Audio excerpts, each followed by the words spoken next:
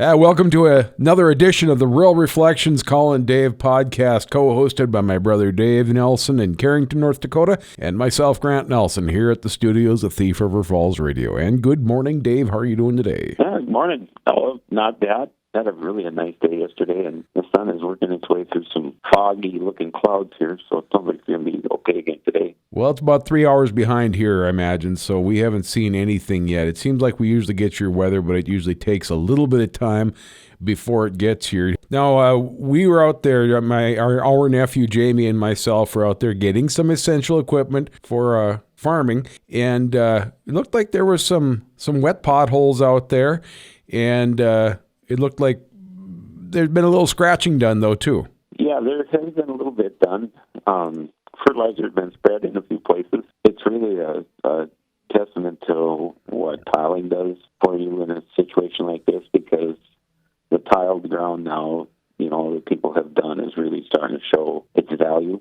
And so there's two guys that have been out and done a little bit of, some guys would call it sulfurting or whatever, but they've been out with some vertical tillage and tried to do a few things. Cornfields impassable pretty much yet because, they've been storing water and there's been corn standing in there, so they haven't dried off as well. But we had a hot, drying wind yesterday, which I'm sure changed a lot of people's attitude. So it's coming along closer. It's getting late, for corn. I mean, next week, really, if you're a corn farmer, your corn should be in, next week for sure. Most of it gets planted earlier than that if you can. But anyway, so it's getting to the point we need to be in the field. I've seen some fertilizer spread. There's some irrigated land that's, well-drained irrigated land that they were working in yesterday. I don't know if they plan to do anything beyond vertical tillage, but they went out and there was a soybean field and they worked it up a little bit after they had fertilized it. So there's a little action going on. You're right about that tiled land too. I mean, not only does the farmer get in a little bit earlier to do some digging, but it also seems to help it so it can warm up a little bit better, a little more quickly. And it doesn't take too many days of getting corn in, even a couple days earlier, to make that pay off. Now, we've always been in the ditching business. As kids, we used to love to ditch within the yard because we always had a lot of puddles. And I think those are, as an adult, it's something that's just work and maybe drudgery. And if it involves a shovel, it's probably even worse. But when you're a kid, it's kind of fun, isn't it, Dave? I think we could have designed a complete water system, I know we had dams and we had boats and we had all that kind of stuff in our muddy, dirty water. Yep. Yeah, it was fun. I remember doing that, making up little boats, and then you'd make a reservoir so you had enough water in one place, and then you could open it up when the boat was in there, it'd go shooting out the one end and go down your system of ditches, and that was always really enjoyable. I always had a good time doing that. Even as an adult now, I think in our yard, we always had a pretty wet yard, and we landscaped it into several different deep pits that have pumps in there, and that gets pumped out to a ditch. And I tell you what, that was actually a pretty enjoyable project when we did that way back when. So yeah, I know. Even now, when I buried underground pipes to take the sump pump water and the rain gutter water out to the curb here, so I have a little drainage project in my yard. I like that. Hey, when we were out there kind of talking about current events with the COVID-19 pandemic, you had some hand sanitizer that's kind of locally sourced. Could you tell us about that a little bit? Yeah, one of the ethanol plants brewed up a batch of alcohol, and then I guess it's got some hydrogen peroxide, and it's got the right percentages of things to be a hand sanitizer. It's pretty liquid. So we use it at the shop for spray the keyboards, spray the doorknobs, that kind of thing. And it's not really, if you got a cut or two on your hands, it's there. It's kind of harsh that way. But it was at the time when there was just nothing available, and they had agreed to brew up a batch of, I think I heard it was like 270,000 gallons. So it comes in gallon jugs, so that means there's 270,000 jugs somewhere, I guess. And it's been It's been going around all over the place, and it smells like, I don't know, some kind of. It smells like alcohol. Smells like corn whiskey. Yeah, or some people say it smells like tequila, or smells like the bottom of a garbage can that had a bunch of beer cans in it or something. So there's all kinds of different views of how it smells. It's very alcoholic. It reminded me, the first thing when I took a whiff, it reminded me of when we were putting corn silage into the silo back home, and there'd always be that liquid that would come out of it. It kind of reminded me of that. That's the first thing that came to my mind.